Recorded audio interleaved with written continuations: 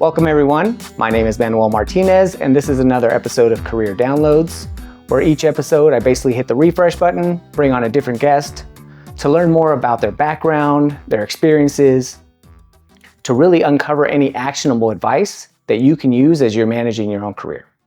So for today's episode, I have with me Jeramie Brown, and I'm very excited. We met in a professional setting. He is in senior leadership. So I'm very excited to kind of uncover his path to that type of role and kind of what he's learned along the way. So with that, I'll go ahead and introduce Jeramie. Hi, Jeramie. Hi, Manuel. I appreciate you taking the time to come on and share your experiences. Oh, I'm super excited to be here. I love things like this, like getting the opportunity to help people grow in their career and kind of figure out where they want to go and like where they are now, where they want to be, and how to get there. Fantastic. This is the perfect place to do that. So if you don't mind kind of telling us what your current role and responsibilities are, just a summary, and we'll eventually work that way as part of the conversation. Sure. So I'm the Chief of Information Technology in a public sector agency. And so what that really means is I drive the strategic direction for technology within my organization. I help different business units or divisions determine what their technology needs are going to be, like where are they right now, what are they looking at in the future, help guide them along that path to develop a 5-year plan, like where do they want to be 5 years from now, what does that look like in their space, right? And every division is different, right? HR is going to be different than financial management. And which is going to be different from a construction division or a design division, like people that are designing buildings or highways or whatever. Like their needs are going to be different than the rest of the organization. So helping them to identify those needs and develop a plan to get from where they are now to where they want to be, especially with the sheer speed at which technology is changing now, right? Trying to predict where they're going to be 5 years from now really takes some thought and some no kidding planning on how do we get to how are we going to incorporate these new tools into our existing processes, because we have to. The companies that are producing software packages and anything really, they're looking at how are we going to embed AI into this tool? What benefit is it going to provide to the customer? And so we need to start looking at those things now. And so that's my goal, is to, like, that's kind of my responsibilities. Of course, we keep the lights on. We provide support for end user devices, phones, computers, laptops, all of that. And we have those plans. We still maintain servers and we do all of the IT stuff, right? But we do more than that, right? IT now is very much not only keeping the lights on, but helping the organization plan for where their technology is going to be in the future. So that's kind of my responsibilities. Sounds like you don't do too much, right? So now if you kind of take us a little bit farther back and kind of tell me where you grew up and eventually what was your first introduction to technology and kind of, your career progression as that, Sure. progressed? So I grew up in a very small town in central Illinois. It's called Williamsville. It's about 10 miles north of Springfield, about 4 hours south of Chicago. Very small farming community, 1,000 people, right? Growing up, my Williamsville and a town next to us called Sherman, combined in junior high and high school, my graduating class in high school was 76 people. So small. But my introduction to technology actually started in that small town. I was born in the 70s, growing up in the 70s and early 80s, the first VCRs came out, right? And so like learning to program that VCR, you have the joke about, oh, my parents couldn't program a VCR. My parents couldn't program a VCR, right? That was brand new technology. And so learning how to do that really sparked that interest in technology. And then when I was in high school, we had a very small high school, right? But we had a computer class with Apple IIe's. And so I learned basic programming as a junior in high school on Apple IIe's. And it really excited me. Looking back, I always thought for years, I'm like, oh, I was a good student. And then when I started going to college, I had to pull my high school transcripts and I was like, maybe I wasn't such a great student in high school. I should have focused more. But my computer classes, rock solid. Computers just make sense to me. right? Technology just makes sense to me. So it really got me excited. And unfortunately, I didn't go into a technology career right away. I actually joined the Air Force when I was 18 or 17. I joined delayed enlistment, went to basic training at 18, and I became a radio and television broadcaster. Like I was a broadcast journalist for 24 years. That's what I did. But the interesting thing about that was when I first started, everything was analog. So our audio was analog. It was reel-to-reel tapes, and like I, no kidding, would rock those reels back and forth to find a splice point. Take a razor, cut the tape, find another splice point. Take the razor, cut the tape, and then tape it all together, right? And edit that way. That's how we edited audio. And TV, it was all analog TV. We used Betamax, and like we had 2 machines.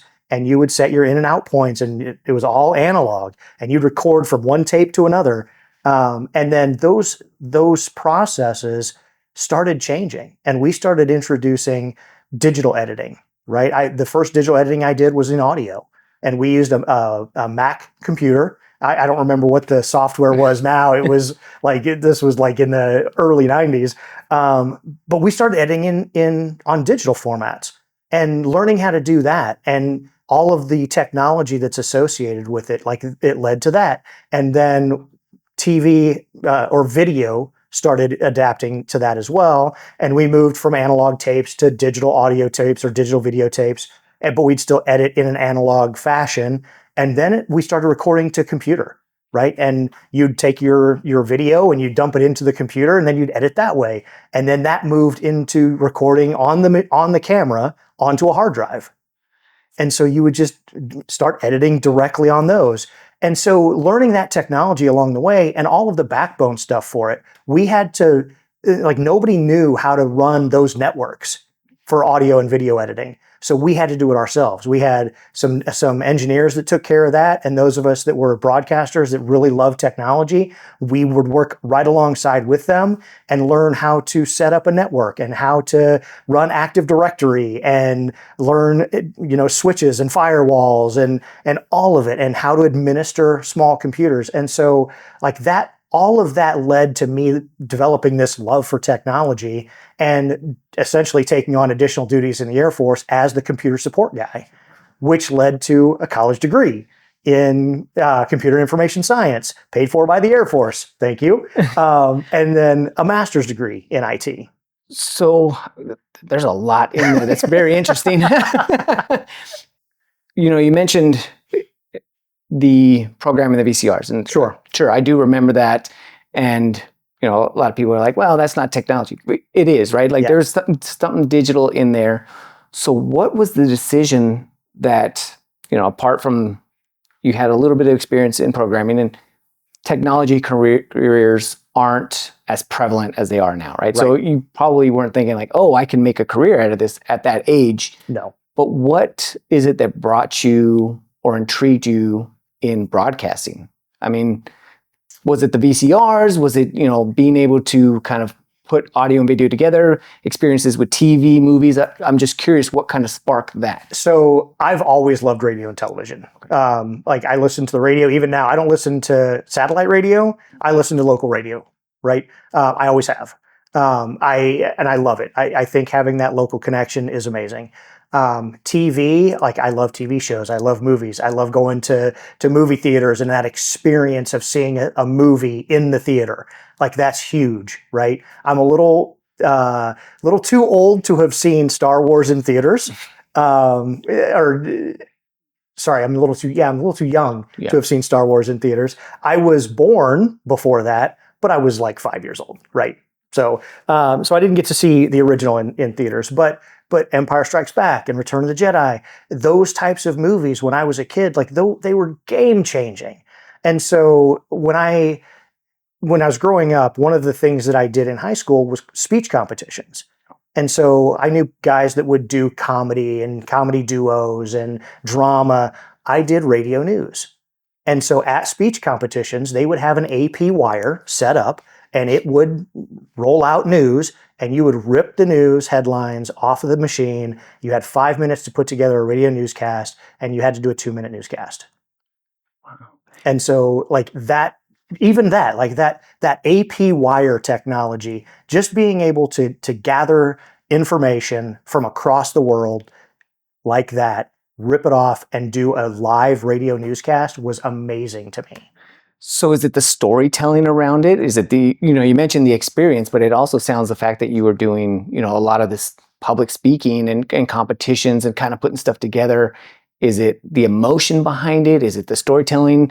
Because I mean, even just the way that you communicate, I'm like, wow, this sounds great. Like there are people that are just have honed that skill of telling a story. It's really about storytelling, right? And making sure that you're conveying the information accurately to your audience, and just learning to do that, learning to communicate in that manner has been an unbelievable boon in my career. Being able to talk to people on their level about the topics they're interested in and convey it in a way that they understand really helps you make those connections, which is going to enhance your career. Like you're going to become the guy that they're going to go to for information, right? And being able to help the people that work for you to understand new technologies, or to help them grow in their career and figure out what they want to do with their life. Like, what does their career look like? Being able to communicate is key to all of that.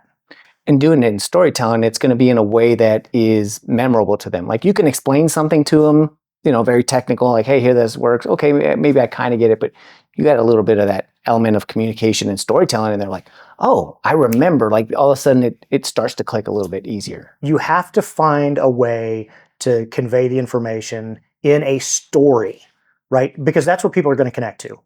They're going to connect to the emotion behind what you're talking about. It doesn't have to be like over the top emotion, but you have to find that connection. You have to be able to convey the information and do it in a way that is going to develop that two-way communication between you and the person you're talking to, right? And doing it in a storytelling way where you have a beginning, a middle, and an end to that story is like it makes all the difference. Now I understand kind of why you took that career path and started there within the Army. And another thing that's very interesting is you mentioned change, right? And at that time, things are newer, but they're not moving at the speed that they are now. Man. But it's still change, and there's people that are comfortable with it, people that are not comfortable with it, and there's the people in the middle. So what was it from your standpoint and your experience that said, this is something new and I want to learn it? Is it just, did you have that curiosity for knowledge and learning? Was it just really like, oh, that seems interesting? A little bit of both, honestly. I love learning new things, especially technology. I struggle sometimes learning things that aren't technology related, but I still try. But technology it just fascinates me, because the things that you can do when you understand how technology functions, the game-changing ways that you can alter your processes to take advantage of that technology blow my mind every day, right? You can look at AI right now, right? That's the big thing, is everybody's talking about artificial intelligence. But when you actually get down to the nuts and bolts of how that works and what you can use it for, like actual use cases, it's phenomenal how beneficial that can be. And it's not, artificial intelligence is not a replacement for you or for anybody. It is an augmentation tool. It will help you do your job or do that task better, faster, more reliable. That's what it's all about. And finding ways to improve your performance, improve the speed at which you can provide answers or solutions it's just phenomenal. And so that's really that passion, right? That passion for growth and change. And change is scary, right? Like it is. But if you can find a way to embrace it and really come to a point where you can say, you know what, this change is scary, but this piece of it is very exciting. That's all you got to find, is that one piece that's going to excite you. And then it's not so scary, right? And then you look at that piece and you embrace it and you do that thing and you see the benefits. And then again, that overall change becomes something that's not quite so scary. you can see the excitement or the benefits to doing what you're doing. And then that can lead to excitement, which is going to help you embrace more change, and which is going to help you learn more and really like grow as a person and grow in your career by embracing those things. Probably the last thing I'm going to touch on this, because I know there's going to be so much, and I can already sense that this is going to be a two-parter at some point. I'm going to have to bring you back. You mentioned, yes, it is scary, and I never thought about trying to find that excitement part, right? Because it is, and there are things that are going to excite you. But then there's also, as part of that excitement, there might be that challenge that comes with it. Oh, yeah. How do you deal with that challenge, especially early on, right? And the reason I bring that on is once you've done it for a while, you understand, okay, hey, this is the process, right? Like I've seen the diagrams where like not knowing and knowing, right. It's not a straight path. It's, it's all this. And that's the part that is difficult for a lot of people, and they might give up. But what's kind of your approach, especially early on, to say, I want to stick with it? Is it that exciting? I wanted to be the guy. Okay.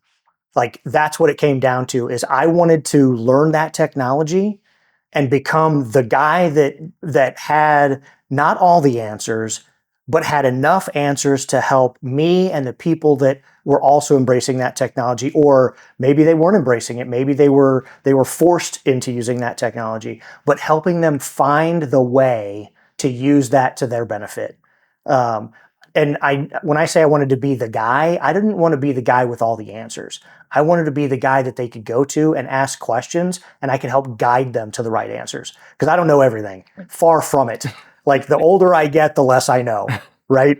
But I always wanted to be that guy that could be depended on to help guide the organization and lead the way in adopting that new technology or adopting that new process or whatever it was. Like I wanted to be at the forefront, and if you want to do that, then you have to embrace those changes, right? And you have to take it upon yourself to learn that new process or new technology or whatever it is.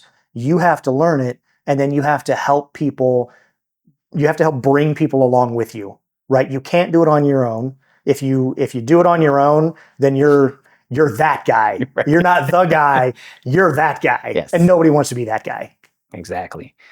So then you're picking all this up, you're learning networking, and you mentioned that you got your bachelor's and your master's while still in the military, or is this afterwards? No, I was still on active duty. Okay. So I actually didn't take my first college class until I'd been in for 15 years. And I took a weekend seminar on computers because I was just trying to get back into school, right? Because it'd been a long time. And really loved it. And the guy who was the professor running that seminar, at the end, he was like, I don't know why you're here. Like, you know all this stuff. He's like, you need to take a programming class. And he recommended an intro to programming. I went to the University of Maryland, University College, UMUC, now University of Maryland Global Campus, UMGC, great school, loved them. And so they offered an intro to programming that was Java. Not JavaScript, actual Java programming language, right? Object-oriented programming. Took that introductory class, I was hooked. Like it made so much sense to me. It was very logical, like I just got it. And so that started my college career. And so I went through, I think 4 or 5 different programming classes, just kind of making my way through, more advanced each time. I learned C# and C++, C++. Like I learned all these programming languages, and I thought, you know what, maybe I want to be a programmer, like, and develop applications. And then I took a cybersecurity class, and I was like, oh, this is really cool, right? And so I started going down that path, and I ended up getting my bachelor's in computer information science, which was the 4-year degree. And then I went on to also at UMGC to get my bachelor or my master of science in information technology with a focus on information assurance. And of course, at that time, information assurance was cybersecurity, right? That name has changed several times over the years. So I really, really like fell in love with cybersecurity, and the reason I fell in love with it is it's not just programming. I say just programming. Programming is so hard. Like I look at the guys that do it professionally, and I'm like, I learned this much of what you do, right? It's amazing what they can do. But I fell in love with cybersecurity because it was all about defending that perimeter, right? And because there was a perimeter at the time. Now there's not so much, but it was all about defense and figuring out how do we protect the important pieces of what we have from the bad guys that are trying to access it. And I think a lot of that was just a mindset from being in the military. Right? Like that's what we do. And so like I embraced that. I learned not only defense, but a little bit of, that red team, blue team type thing. And so that was very exciting. And so I did that. And then I that was an additional duty while I was in the military, was information assurance. And then when I retired, I went to work for a local company. And my intent when I retired, because I'd been in for 24 years, I'd been leading people and like leading programs. And I was just like, I just want to be a desktop support technician because I was making a career transition, right? It was a brand new career for me. I was getting out of the military. It was a lot of change. I was like, I just want to be a desktop support technician. So that's what I did. I applied for this job. Actually, a guy that I met through a professional association or professional organization, that was also in the Air Force. I'd seen him around the base, several times. He called me when I was on my last month or so of being on active duty and asked if I was still looking for a job, right? Just out of the blue, he calls me because he knew me. And he was like, hey, you still looking for a job? I'm like, yes, I am, Mike. What you got? He's like, can you come in for an interview? And so I went in, did the interview. It was for a desktop support technician at the Nellis Air Force Base Hospital, because that company had the IT support contract for the hospital. And so I was like, yeah, let's do it. And so I started working for them. And I was with them for maybe a month and a half. And the guy that I worked for was off-site. And so he needed somebody to pull reports, and nobody else on the team could do it. And I was like, yeah, sure, I'll do it. So I start pulling reports for him and passing them on. And that he ended up leaving the company, and somebody else came on, and he was also off-site. And so I just kept doing the reports until they were like, hey, do you want to be the site lead? Like less than 3 months into this contract, like into post-retirement, they're like, do you want to be the site lead? And I'm like, does that come with a pay raise? And they're like, no, not really. I'm like, well, I'm already doing it, so I might as well. And so I did that for like another month, maybe month and a half. And then he left the company. Oh. And so the CEO approached me and she was like, hey, do you want to be the contract manager? Like, you're out there, you do this stuff anyway. You want to be the contract manager? And I was like, well, that depends. Does this one come with a pay raise? And she said, yes, it does. And I said, great, let's do it. And so I ran the IT support contract for them. And we did networking, we did sysadmin, we did desktop support, like we did information assurance, we did it all. And so all of that experience that I had from the military in these different areas that I had learned like along the way as additional duties all came in handy at that point, because then I was involved in all of those things. And I was with them for almost 3 years. And then I had the opportunity to apply with the agency I'm with now as the information security officer, and was lucky enough to get that. And I did that for 5 years. And then it was just me. I was the only person on the security team. It was exhausting. Trying to get, doing cybersecurity in an organization as one-man band is rough. And yes. I feel for anybody that has to do it. But being there, I didn't have anybody reporting to me except some interns, which was always fantastic. And I could see areas in the agency where I was like, I wish I could change that. I wish I had the authority to change that and make this other thing happen. And I found, like, after about 3.5 years, I was like, I really wish I had this power to make real change for the better. And so about 5 years in, the infrastructure and operations manager position came open. And I was like, you know what? I'm going to apply for it. And I got it. And that started my career, my progression to where I am now, because I was the I&O manager for about a year and a half. And then I took on the deputy chief of IT role. And I was supposed to be in that role for 3 years. Our chief IT manager promised me she was going to be with us for 3 years. 9 months in, she was like, I'm out. And so I applied for that position. And out of 14 applicants, I was lucky enough to get it. So when you did your transition out, so you mentioned it was a career change, and it's a career change. You're going from the military here, but it sounds like you, apart from the education, you were still doing a lot of the networking and some of that. Was it not as focused because, again, you're still within the broadcast realm? So is it, I'm primarily, let's say, 80% broadcast, 20% network, and that's why it kind of felt more like a career change? Or is it 50-50? I was probably 90% broadcast, 10% IT. Got it. And so I did IT part-time like that for years. But making that transition to a full-time career in IT was daunting. And not only that, but to get out of the military and into a civilian role and make that transition at the same time, again, very daunting. And so that's why I started where I did, is because I just wanted to make that transition and prove to myself that, yeah, I have this experience and it all adds up. But what does that actually mean when I'm trying to do it daily? Right? And so I needed to prove to myself that yes, I do in fact know some things. I have the knowledge to do it. I have the capability, and I can lead a team in this direction to meet these requirements. And so that 3-year transition with the local company really made a huge difference for me in not only skill set, but comfort level, confidence, all of it. And you mentioned you kind of were looking to just, again, build that skill set there, but also sounds like you kind of slowly moved up within the leadership ranks.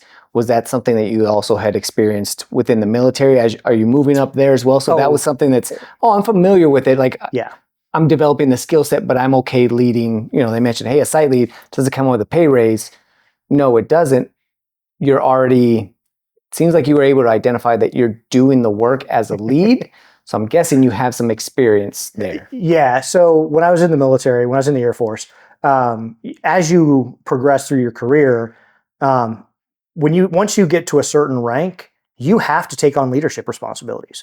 Like, there's no choice, right? You hit the 5th enlisted rank. Well, sometimes 4th, but definitely the 5th. You hit staff sergeant in the Air Force, and you are a leader. You are leading a team. And it just progresses from there. And the military does a good job of helping develop those leadership skills, right? You get sent to professional development classes, leadership classes at certain points in your career to help you grow as you take on additional responsibilities, as your rank increases. You know, you have to do certain things. And so they develop that leadership ability. And again, they send you to the classes, but it's up to you to really embrace it, right? And take that opportunity as it's presented and dig in and learn those leadership skills and continually grow. And there's no end to leadership growth, right? Like, even now, there's things that come up that I'm like, how am I going to handle this as a leader? And I will go back to experts in the field. Simon Sinek is a great example. Like, his books are phenomenal. But you have to continue that growth, and you have to realize or recognize when you're in a situation or a situation is coming up that you may not have the skill set now to handle it, but knowing where to go to find those skills, or at least get you started on that path, you have to know those things. And then take advantage of that opportunity, right? Go back and read those books again, and really evaluate where you are in your leadership style, and like how you're leading your team. Am I making the right decisions? Does my leadership style fit with where the team is? Like, do I need to change? Do I need to help them grow? What do I need to do to get the team all headed in the same direction, and lead that team to success? And is that something that you found an interest in, at least at that point? I get it. You're forced to do it, Right. but then at some point you also almost have to kind of enjoy it. The reason I say that is at one point in my career, and I dabbled in a number of things. Hey, I want to do a network person. I want to be a systems guy, a storage person. At one point I was like, hey, I want to go the leadership route. I didn't enjoy it as much as I thought I would. And it could also be my first experience was relatively great. And I was like, oh man, I get this. I can do this. But it was probably 20% leadership, 80% technical work. So maybe that's why I enjoyed it. When it ultimately came down to it has to be more leadership, I didn't enjoy that as much. And maybe because I was just too early on in my career. Now I'm okay kind of taking some more of those leadership roles, even without a title. Right. Again, because leadership is not, hey, you're a manager. Right. And I want to make sure that people understand that that's a distinction, right? It Like is. senior leadership and a manager, they're two totally different things, two totally different people. Yes. So I'm just curious, from your experience, was it something that you kind of gravitated towards as you're doing it more? Or is it just like, well, I'm good at this, I guess I'll just keep doing it? So I did not enjoy leadership when I first started in it. It was hard. Managing, like leading a team is hard. Getting people to commit in the direction you're trying to go, without being directive, is a challenge, right? And so like initially, no, it wasn't something that I don't know if I was good at it. Like maybe I was. Did I enjoy it? Not really, because it's like herding cats sometimes. Yeah. And nobody enjoys that. I love cats, but man, but over time I learned that the more I focused on helping the team develop the skill sets they wanted, helping them find the path in their career that they wanted to take, and helping them grow their not just their skill set, their technical skill set, but also their interpersonal skill set. Watching that growth and helping them achieve the goals that they have, suddenly they're not just there because they have to be. They're there because they want to be. They're supporting you because you supported them. And suddenly that whole team is now headed in the same direction, right? And you ask them to do something and they're on it, right? It's no longer, hey, I need you to do this. Like, I don't want to talk, like, you have to do this. That's not the case anymore. It becomes, hey, this is the direction I think we need to go. What do you think? What do you think? Like, you talk about it, and eventually the team will get to the point where they're like, you know what? If that's the direction you want to go, we trust you. We're going to go that direction, right? And so you build that trust, and then the team is going to follow you regardless, until you really make a mistake, and then you have to like stop and reevaluate. Again, it's that is the team headed in the direction we need to be headed in for the organization? And so again, like it's that leadership. Like you once I realized that, then I was like, okay, I get it. And maybe my leadership style isn't right for every team, but I can adapt. And that's one of the keys, is knowing yourself and what your leadership style is, and knowing when you need to adapt your leadership style to what the team needs. I've had a couple of different people on here that have, I want to say, have been successful in leadership roles. I mean, they've been doing it for a while, so that's going to be my definition of success at this point. And all of them had said something very similar to what you're saying, is when they started to kind of really get in the flow or really understand how this works, is when they didn't make it about them or the organization. This is what we need to do as an organization. It's when they turn it around. How can I help you? Yeah. What are you interested in? How do I develop you? And I think you nailed it, is as soon as you invest in them, they're like, oh, I want to be here. He does so much for me. When he asks for something, I will help. Yeah. Right. It's just kind of that that selflessness. Yeah. It seems like, because again, I can think of like four or five people right now that have said something similar, and it didn't click until you said it right now. It's once I made it about them, then they wanted to help me. And, you kind of take that collaborative approach. And again, everybody's going to have a slightly different style, but also learning that, hey, I have to change my leadership style for these people versus these people. So I think it took this conversation to make it really go, oh, I get it now. Yeah.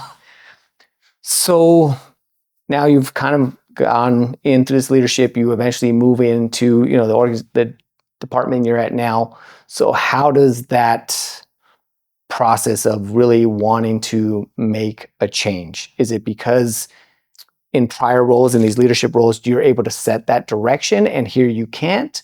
Or is it you identify gaps that you can't fix? Like there's something that drove you? Sure. So when I was the information security officer, an ISO or CISO, like the security team, their job is to make sure that things are secure, but it's not their job to do the securing. Does that make sense? Yes. Okay. And so when you can identify things that need to change for the organization to be compliant with requirements, or to better secure the environment, to be able to identify when there's malicious activity, you can bring that stuff up as the security officer and you can identify it, but you can't make anybody change it, right? And so not being able to facilitate that change is what drove me out of security and into operations, because I wanted to be able to set that direction for the team and hold them accountable and say, these are security issues that we need to fix, and this is the priority that we need to fix them in. And this is where these security issues fall in your list of priorities for all of the work that you do, right? And being able to help them identify or prioritize all of their work, right? Because certain things that they were doing had more impact on the organization than other things they were doing. And certain things that they were doing would have a positive impact on security, and certain things might not, or might have a negative impact. And so being able to actually serve in that role and help the team prioritize and figure out what the impact was of each thing that they're being asked to do and why they should be doing it, right? And helping them understand that why. Because that, I think, is key to anything that you're doing, is helping the people that work for you understand why you're asking them to do the things you're doing. Because when they understand the why, then they're gonna see maybe a little more excitement, right? And you're gonna see that embracing of the change, because people that's all they want. They want to understand why they're being told to do something or being asked to do something. And so I moved into that operations role, and we started making some good changes, and it was better for the organization. And I think people saw that. And then so from there, like I was in infrastructure and operations, so I had our network team and our sysadmins and our desktop support and service desk and our unified communications team all working for me. But there are other sections within IT that are also very important. Cybersecurity is very important. Our project management team is very important. Our GIS team is huge for the organization I work for.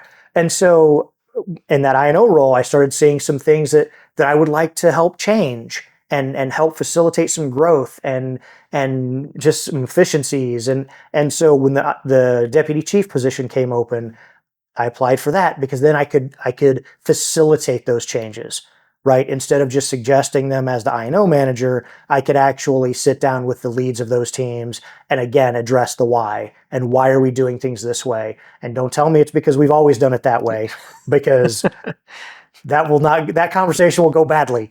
And so we actually address the why. Why are we doing it this way? And what can we do better? and then seeing some of that change. And then of course when the chief position came open, that was a natural progression from deputy. And so now I'm in that chief position, and I have the ability to help those teams identify areas where they can create some efficiencies or improve processes. And we're now in the beginning stages of a continuous improvement process where we're evaluating processes every day, and people are asking why. Why are we doing this? Why does this thing that we need to do take 6 steps? What if we took out this middle one that doesn't seem really to be that important? Like, how can we streamline this process? And so like seeing those types of things and helping the team giving them the authority to evaluate that and make real change gives them some investment in what they're doing every day. Yeah. And so like we've seen just a complete transformation in motivation and inspiration amongst the team members, and people now like enjoy coming to work every day. They understand why they're doing what they're doing, and it's a continuous process though, right? Because I need to explain to new people and even to the team regularly, what is our strategic vision? Where are we as an IT organization trying to get to in 5 years? How does that then fit into the organization overall? Like where we as a total organization, where are we headed? And how does everything that we do align with the strategic vision for the organization? And so helping people understand that and just that whole process has been huge. And where did you pick up the skill or the ability to start to see things at a more holistic level, right? Because I struggled with that a little bit. Like I mentioned, right? 20% of it was management. Sure. You start to, and that was probably around the time where I started to have that mindset shift of not being in the weeds. Like, because I was very technical, and you have that technical background and you're just like, oh, okay, hey, this is the problem. This is the problem. But then learning to kind of step back and say, okay, well, this is the problem. This is a problem. Okay, maybe there's a bigger problem, or just maybe understanding, again, setting priorities. I know there's leadership class and everything, but there's something also within you that helped you develop and say, okay, I need to look bigger picture. I need to kind of know to push here and pull here. So a lot of that started in my military career, right? As I got to higher ranks, you have to start putting the camera down. Right? You are not the one going out and shooting video and recording audio and editing. You're the one that is guiding the rest of the team to achieve the mission objectives that you're responsible for, right? And so it started there where, okay, I now need to figure out, we as a group have to achieve this objective. How am I going to do that? How is the team going to do that? And so that's where it started. And then just reading up on other leadership styles and how organizations function, like finding those experts in the field, and reading some of the things that they've written, and just really evaluating that stuff until you can internalize it and embrace it. And it's a growth process. It does not happen overnight. At all. Like there are still days when I'm we're in the position I'm in now, where I'm like, can I just have global admin for like 5 minutes to do this thing that I know needs to get done? But that's not my job anymore, right? I would love to do it, but it's not my job. And so you just have to, you just have to embrace that change. And when you do, and you start, you look at the tactical things that the team is doing, which is the day-to-day operations, turning wrenches, hands on keyboard. When you look at those and you can understand where they fit in the larger strategic objective for your organization, your overall strategy, that's when that starts changing. And then you're like, so if the team is doing these tasks, this is where it fits in our strategic objective to reduce onboarding time by 50%. Right? You can start seeing those connections. And then you're going to start embracing that overall picture. Right? But you have to you're not going to learn it on your own. You have to seek out other sources of knowledge and leadership, and like really read up on strategic planning and what does it actually mean? How do you transition from the worker bee to the strategic mindset? And it's a process. And so I'm continually, even now, continual growth. And you mentioned something that it made me think of. So how do you, sure, you're doing a lot of reading, you're doing a lot of courses. I could do that all day, even with technology. At some point, you have to put that into practice. I can build a lab and that will help me develop, and I will make mistakes, I will break stuff, but I have a lab environment. There's got to be a challenge of doing that. Like, your lab environment is basically production with people, right? So, Yes. I mean, are there any instances of your, where you could kind of think of where like, oh, I tried this and God, that failed miserably, right? Because again, people are like, oh, well, I'll just read books and I'll know how to do it. I've read a bunch of books on these, and to this day, I mean, I had a leadership mishap recently. Like, there's a human element to it. I had a day where there was just so much stress going on, and then we're in a meeting and I'm in a leadership role, and I didn't lose my cool, but just the way I was responding, the actions I was taking in that moment was not of a leader, right? I mean, it's, this is my production environment. I'm going through it. I'm like, afterwards, I'm like, that should have been a conversation that's taken offline. Again, it was a learning moment. This happened probably 3 weeks ago. Yep. But what I learned from that is I had to go back, and it was just yesterday. Well, I went back because I was on vacation, so I come back and I went through, and in this group, again, luckily I had another meeting with the same group because it was right before I went on vacation and then right when I come back. Well, when I came back, I said, hey, I've already talked to the individual that, I had this, I apologize, and I understood my wrongdoing, and I want to apologize to the rest of you. I go, that was not wrong day, wrong time, but it's also, I had the wrong reaction. Mm-hmm. And they were like, no, it's good. And I was like, I understand you think it's good, but I made that mistake in public, and I am going to own up to it in public. Like, I went on the side and there's no problems. But again, from a leadership role, and I wasn't really thinking about it that way at the time, but I'm like, oh, I messed up. Here's how I fix it. So how do you handle that? So it's going to happen.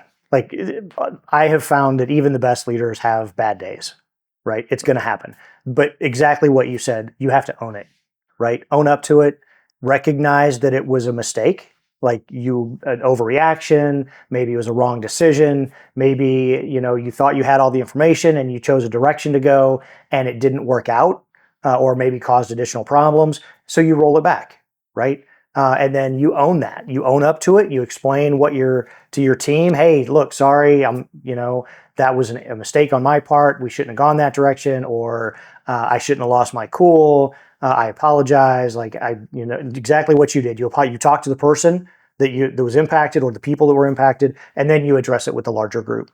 And you're transparent about it, right? Because nobody's perfect, and people understand that. It's when you try to hide it or cover it up, or just don't acknowledge it at all and just move on, that's when that trust level that you're trying to build takes a hit. And so you have to own up to it. You have to recognize it, address it, and then help the team move on from that. And then try not to do it again, right? Like, I try not to make the same mistake twice. I have, but it's inevitable. You're going to make a mistake. You're going to make a bad decision. The key is, like, recognize it and don't be afraid to admit it, right? And because what that does, when you as the leader are willing to acknowledge that you made a mistake, your team is going to be comfortable admitting when they make a mistake. And then nobody's going to hide anything. They own up to it. And then the team is going to come together and they're going to be like, hey, right, you messed that up, but let's fix it. Right. And then you're going to get that teamwork, and the team as a whole is going to get stronger. And so you absolutely have to be transparent about it, own it, and help your team do the same. And I never had thought about it. Like, I mean, I might have done that on occasion, but this is again, just because it was recent, I was like, oh my gosh. But I think back to when I was a technical person, there's times where you're doing stuff in production, something broke, and you're like, you fix it quickly. But then the one thing I had learned early on from I had a manager, he's like, I don't care if you break stuff. I don't care if something goes wrong. What I do want you to do is as soon as you can, like if it's an emergency, fix it. I'm not saying, hey, drop it, don't fix it, and then come and tell me. He's like, but let me know. Yeah. Try and give me a heads up. If you can't, somebody needs to do that. He goes, because now what that does for your leader, and again, it has to be a leader, not a manager, is they go, now I can go through and I'm not caught off guard. Right. Right? Well, wait a minute, you don't know what you're doing? How do you manage your team? Now they come to me, well, what issue? He's like, I might even be able to just buy time. Well, what are you talking about? Okay, hey, explain to me what's going on, especially if you've already come to me and I know you're close, because it's happening. I'm like, hey, this is happening. We're on it. By the time they go to him, he's like, are you sure? Hold on, let's go over to your dad. Let's go try this. Let's go figure it out. Oh, it's fixed. That's weird. I wonder if it was just a glitch. Again, having that transparency upwards as well and saying, hey, we made a mistake, or hey, we're having a problem. And maybe it takes an hour, and that's fine. But again, just I always did it upwards and never really had to do it kind of downstream. Yeah. So when you do that, like if you make a mistake and you own up to it and you talk to your team about it, and then you tell your boss, and that boss can tell their boss, like nobody gets surprised, right? Because that's the worst thing that can happen is if your CEO or your director or whatever that person is that leads your organization, if they get surprised by something that happened in your environment, that's bad, right? Because then bad questions come out. But if you keep them apprised of, hey, we had an outage, we know what happened, we're in the process of fixing it, it'll be an hour. Then if somebody comes to them and is like, hey, why is this thing out? Why is this down? They can say, we had an issue, we're aware of it, we're fixing it, should be back up in an hour. Right? Not only does it make you guys look good because you're on it, but your leadership team all the way up the chain then looks good because they know what's going on, right? And somebody can make an offhand comment, but that director or CEO can immediately address it and be like, yeah, I know. Yeah, we're on it. It'll be fixed in like an hour. Is that something that, I know it's a culture thing, but how does that get built? A lot of times they say, hey, it's from the top down.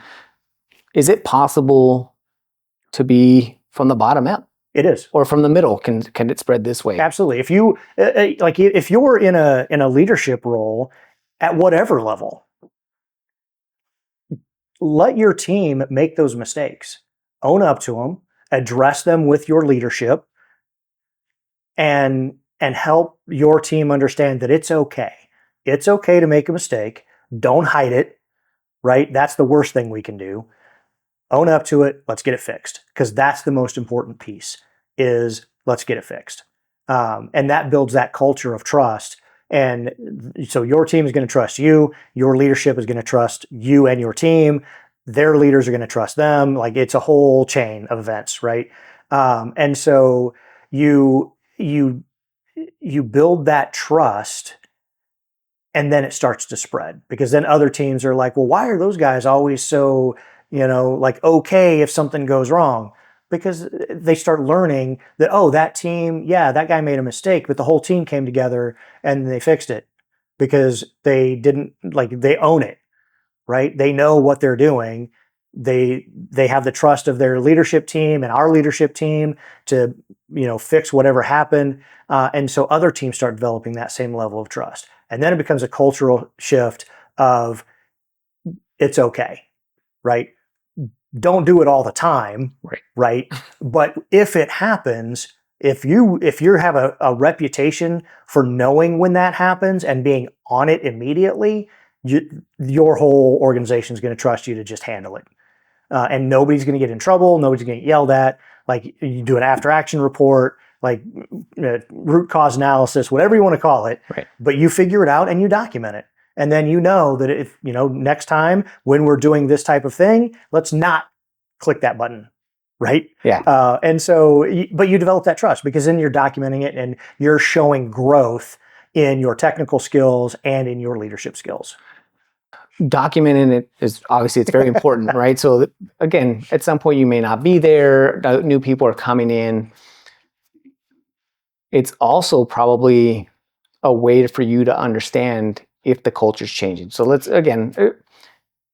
some already have a good culture, that it's there, but if you're trying to change that and develop that, I think, and I want to get your opinion on this, is if I'm doing that, say I'm having a problem and I'm going through, but I get yelled at, and I'm like, okay, it's a learning process, it's going to go. At what point do I say, it's not changing? It's not changing, this isn't going to happen. Maybe it's time for me to kind of find one that would value that type of. So if you are trying to be the agent of change for how things are handled in your organization, yes, on whatever level, yes, be open and honest and transparent with your team, with your fellow team members, and with your boss, your leadership team, and you make those efforts, right? And if your fellow team members and your leader are not supporting your efforts to affect positive change, you might want to consider going somewhere else. Because if they're not supporting you in small things, they're not going to support you in bigger things. And that can be a problem. The other option is if your leader, leaves and you want to stick with that organization because you like what the organization does, they leave, apply for their job, and you become the agent of change, right? You lead that change. And for the team members that you were part of, right? You become that agent that's going to facilitate that change and help them grow. And then, maybe that'll make a difference. If not, like I said, there's a ton of organizations out there. You'll find a fit. It might be painful and take some time, but never give up. Like if there's a culture that you want to be part of and you can't make the organization you're in move to that culture, find that culture somewhere else. Yeah, and the only reason I bring it up is because a lot of times people are like, I don't like this culture, and it's, hey, let's go find another one, right? But again, there's no guarantee, so right. I'm just wondering, like, hey, what are ways that I can try and maybe change that internally on a small scale, right? I can't change it everywhere, but now I like your idea of like, hey, go with the team, go with your manager, and at least don't just try to do the change, but communicate, hey, here's what I'm trying to do, what if we kind of do this? And you're right, I think you'll quickly learn if they're on board, if they're not. And I think that would probably even benefit you if your manager does leave. Right. And you're trying to go in there and be like, oh, well, when he or she was not a leader, they wanted to kind of make this, I'm okay. We were peers. Right. I'm okay reporting to this person because I know that they're going to have that type of mentality. Yeah. And some of those changes, some of those cultural shifts start with small things, right? And look for those small wins that can help lead to bigger wins and bigger change. Because like every step along the way, every small change you make is going to, like you make multiple small changes, suddenly it's a big change. But everybody's already embraced it because they saw the small thing you were trying to do and like, oh, hey, that's a good idea. Like we should do that. And so they start doing it and you do that multiple times and you lead that team to the ultimate change that you were trying to achieve. Right. You're just building that bank of trust and that bank that, you're kind of building who you are as a person. Yeah. So I know we kind of jumped around a lot, but I really enjoyed your insight. So now in this role, I don't know if there's anything else that we kind of maybe didn't touch on as you're kind of progressed to where you're at now. So I mentioned earlier the guy that I knew that offered me my first job, right, post-military. I had met him at a professional organization. Okay. So I met Mike when I was in the Information System Security Association, ISSA.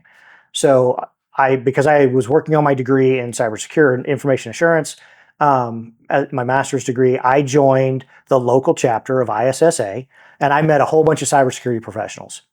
And developed those relationships, started going to meetings before I had retired. and got to know people and got to understand what the environment was like here in the Valley, right? The culture of cybersecurity, who was really engaged in IT in the Valley and who wasn't, and started to get to know some hiring managers and just some other cybersecurity professionals and got some insights from them on how they do things. And so I developed those relationships. Professional associations, when you get involved, can become a game changer. You start bouncing ideas off of other professionals that are in your same career. And you start like, you would know people that you can call like, hey, I'm running into this thing. I just don't know what to do. Have you ever seen this before? And maybe they don't, but maybe they know somebody that mentioned something. And so you start these conversations and you develop those relationships and you have those people to call. And so like I was in ISSA, I was also a member of the Association of Information Technology Professionals, the local chapter, Las Vegas chapter. And so I got to know some other IT professionals outside of cybersecurity. And so I started getting involved in the community, in the IT community in the Valley. And I met a whole bunch of people. I know so many people in this Valley that are in IT that are just phenomenal. And so I have people that I can call for advice or guidance. I'm a member of SIM, the Society of Information Managers. And so I know IT leaders that I can call for advice, and meet with those folks regularly. And so now, I was involved as a member, and now I'm the president of the Las Vegas chapter of AITP, the Association of Information Technology Professionals. And our goal is to help people make those connections. Right? We help people find the networking opportunities. We bring them in. We're going to try and do some training this year on a variety of topics. Just do some networking events. We're going to do, like I said, the training. We're going to have chapter meetings where we can kind of do a presentation on something. And so we have these things that we're working on to help people in IT develop their career, develop their personal skill set, their professional skill set. And help them get to where they want to be. And we have relationships with a variety of other organizations. Like if you want to be an IT leader, come to AITP, but I'm going to direct you to SIM because the SIM chapter, they have a whole track on getting people from where they are to an IT leadership role. And it's fantastic. Like that program is great. If you're in cybersecurity, we're going to send you to ISSA or ISC squared. I know all of those folks. And we're going to help you find other cybersecurity professionals to talk to and to meet with and get advice from and meet other hiring managers. And if you are a woman in tech and you want to hang out with other women in tech and do some mentoring or be a mentee, there's an organization called Thrive. Thrive is amazing. It's like they meet regularly and they get the opportunity to just meet with other women and talk about their careers and get ideas on how they can grow and deal with the men in IT because we can be a pain. But they're fantastic organizations. They are so smart and they're so dedicated to what we do. And they're valuable resources that you can tap into. And so my biggest piece of advice is get involved. Get involved in those organizations, get involved in your local IT community, and develop those relationships. And that's something that I definitely, early on in my career, I didn't take advantage of those. So I'm glad that you're bringing it up. And up until later on, I didn't know the amount of organizations. So Thrive, Cynthia was on here as a guest. Oh, fantastic. I've known Cynthia a long time. Yeah, so she actually announced it on here like, hey, I just started this nonprofit and here's what we're trying to do. And again, if people are interested in a little bit more on that, like again, there's an episode they can watch that, but I've followed the page, I see what she's doing. Mm-hmm. And again, it's amazing, but it's building that community, right? And I think sometimes the misconception is like, oh, you're going there to network, and network means I'm looking for a job. I don't think that that's what it is. It's network. It's to meet other people. It's to get new ideas. It's to grow your network, and your network is the people that you can go to. Sometimes just people to hanging out, right? Like just, hey, oh man, this person's very interesting. They've like I met Jeramie and he's got all these cool stories about broadcasting in the military. Like maybe that's all the relationship will ever be, but there's nothing wrong with that. No. That when we talk about networking, you're exactly right. It's getting to know people in your career field or in the IT community here in the Valley, and developing those friendships and having people that you can call. And when you're struggling with something, and just be like, "Hey, I just need some advice," and some professional advice from peers. Right? That's what it's all about. It can lead to meeting a hiring manager, sure. But those relationships that you have is way more important. Yeah. I'm glad you brought that up and mentioned all these different organizations, and I like the fact. So for yours in particular, you know, you kind of mentioned it's just IT professional. So obviously it's open to anybody. People can join. And how now as a president, if someone's coming, what would be your recommendation for somebody to say, you know, maybe I've never done this before. I'm not comfortable, you know, talking to a bunch of people. I'm coming to you for the first time. Hey, Jeramie, I'm interested in joining your chapter. I want to attend, but I'm anxious. I don't do big crowds. I don't like talking to multiple people. What would be your advice to somebody going for the first time? Come out to a happy hour event. Come talk to me. I will introduce you to one person. Talk to that person that night. Start there. Start with that one conversation and see where it goes. Right? That's how it all starts. Right? You don't have to talk to 20 people. You don't have to stand up and introduce yourself. You don't have to do anything you don't want to do. I'll introduce you to one person at the event. Somebody that I think might be able to give you some guidance or like just have a nice chat. And you're going to find, I guarantee it, you'll find that when you're sitting there talking to them, you're going to have a conversation with that person. People will stop by, introduce themselves, maybe chat for a minute, and then they'll bounce. Because they want to talk to, like, the more you go and the more people you get to know, the more time you're going to spend bouncing from person to person just to say hi, check in with somebody. Like, I see Cynthia in the community and I'm like, I got to take 5, right? And talk to her. Jefferson Grace runs ISC Squared. I talk to Jefferson all the time.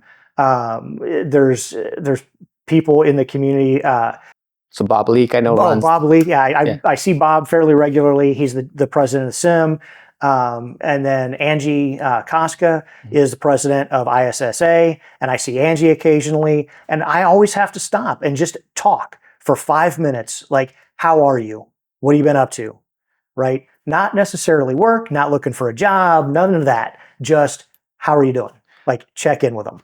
Because you had that time where you developed a relationship. Like, hey, maybe I spent 30, 45 minutes with you, and the next time I need to spend 45 seconds with you. Hey, how's it going? Good. Yeah. Glad to see you're doing well. Maybe they're talking to somebody else, and that's it. And maybe that's the misconception, that people see them bouncing around, but it's because they already have those relationships to where now I'm like, I'm just checking in. I'm not working the room. I'm just like, oh, I haven't seen Jeramie, or I haven't seen Cynthia, and man, it's been a couple months. I need to make sure that I just go and say, hi, hey, how's it going?